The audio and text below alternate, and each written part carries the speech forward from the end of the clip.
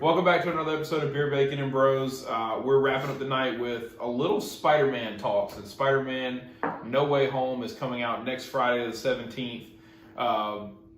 We've had these conversations before off air, and so I'm kind of excited to get everybody's opinion. I think all of us here have seen all of the Spider-Man movies over the last 20 years?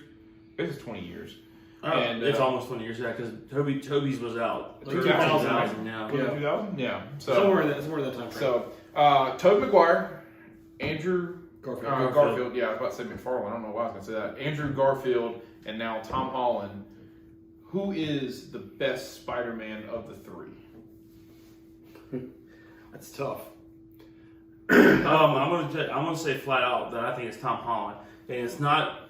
It's gonna be partially that Tom Holland can look like an actual high schooler, and play an actual high schooler role, even though he's in his 20s. You know, Tobey Maguire definitely. Those weren't no high school kids in that movie. Andrew Garfield definitely wasn't no. He was closer than Tobey though. He was at least a college student or something. That one was cool because it brought in the Gwen Stacy line that a lot of people forget about. That she was there before MJ, and stuff like that. Also, Tom Holland had the advantage of his Spider-Man came out when the MCU was just at its peak and had the money to do everything they possibly could do. When you had basically that was non-existent for for Tobey. And Andrew Garfield, you kind of tell it was coming, but Sony still owned, or they still do own Spider-Man, but they just wasn't letting that connection happen. They weren't letting the Disney MCU and all that stuff go through. So I think Tom Holland is the better Spider-Man, the better Spider-Man movies. Do love the Andrew Garfield ones though, as well as the Tobey ones. Tobey ones start to get a little funky towards the later ones, but Andrews were really great. Big fan of Tom's though. Okay. I actually think that I like, and I do agree with you that I think Tom Holland has a super advantage with the money and the resources that the MCU has to put into his Spider-Man movies. I actually think that I like Andrew Garfield's movies more. Like just to kind of stand alone. I do like that they incorporated Iron Man and now they're incorporating Doctor Strange, but and Nick Fury and all that was in there last time. I've also got Andrew Garfield also was very much more canon in the sense of Spider-Man couldn't shoot webs out of his skin. Like Tobey's, it got more into the engineering side and the devices side of the actual web shooters and stuff like that. And I mean, they've both comic lines have happened. So it's not that Tobey's was unrealistic. It was just a different comic line, really. Yeah. So I think for me, Tobey Maguire played a better Peter Parker in a sense where Peter's just kind of a guy, and he's kind of awkward and he's kind of a loser. And Tobey Maguire plays a great loser. He does play a great loser. And so I think he played a better Peter Parker as an individual. I think Andrew Garfield played the better Spider-Man, where it was free and fun, and he was a little bit clumsy. He was very quippy too, like with one-liners and stuff like that, and the sarcasm. Well, so is Tom Holland. Tom Holland had a great rapport with Tony in the last couple movies. Yeah, and I think Andrew Garfield's Spider-Man, Andrew Garfield Peter Parker was almost too cool for me. You know what I mean? It wasn't the nerd. Yeah, he was kind of a jock, and that's just kind of not the Spider-Man that you think of when you kind of look through the history of Spider-Man in the Marvel Comics. So, and I do think that Tom Holland plays a really good combination of both. I mean, you can tell that he's shy and nerdy and. Especially in his first Spider-Man movie, and when he's actually in class and stuff. He's really nervous to talk to MJ and kind of break that stuff. So and he's still got the very cool, the one-liners where he's he's he's like, hey, I'm Peter Parker. He's like, I'm Doctor Strange. He's like, oh, we're using our made-up names. Yeah, I thought that was. I think he still has one of those little quippy one-liners. I'm Spider-Man. But I think my favorite so far for Tom Holland has been when he was on the spaceship in Avengers: Infinity War, and he's going up, and he's like, no, I'm not going back home. I'm gonna make it. He's like, kid, you're running out of air. You gotta let go. Oh, that's why it's hard to breathe up here. And he falls back and falls in the new suit. And he's like, Tony, this smells like a new car in here. Yeah.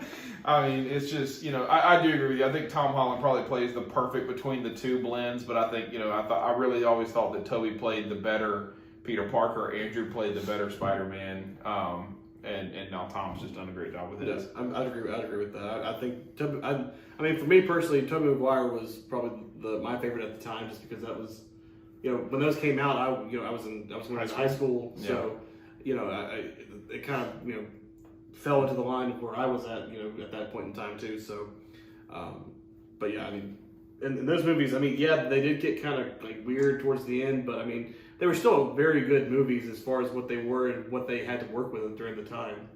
So for people that want to go see this new movie, which of the most recent Marvel stuff did they have to see before the Spider-Man? Well, I think there's the Andrew Garfield and the Tom Holland, right? There's rumor that, all right, so you probably need to see Eternals, and you probably need to see Shang-Chi, because I think you're going to kind of see some of that kind of curl in.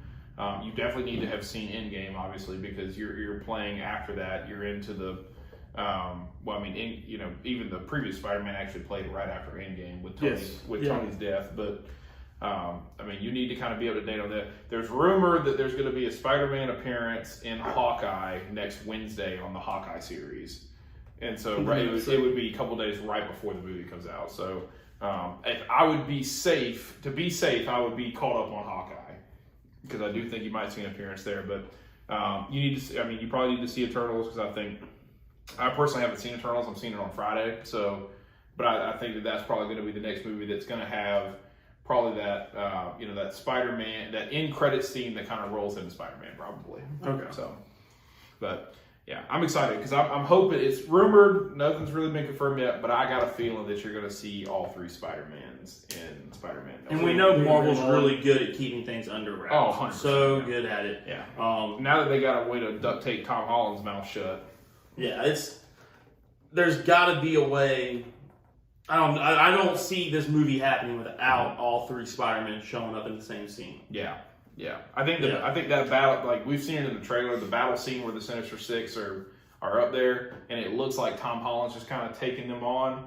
I feel like what we're really seeing, they've kind of cut it out for the trailers, and we haven't seen it yet. And we know Marvel actors. Trailers will show a scene that never actually even happens. Absolutely. They're very good at misleading. And half the time, it's a scene that happens in the first 15 minutes of the movie, and the whole rest of the movie you haven't seen anything in the trailer yet. Yeah. So, and then there's people who've been deep diving into like some of the poster art or like scenes where they go into like the one where Tom Holland's MJ is falling and he's going after her, and it shows the Spider-Man's hand reaching out for her.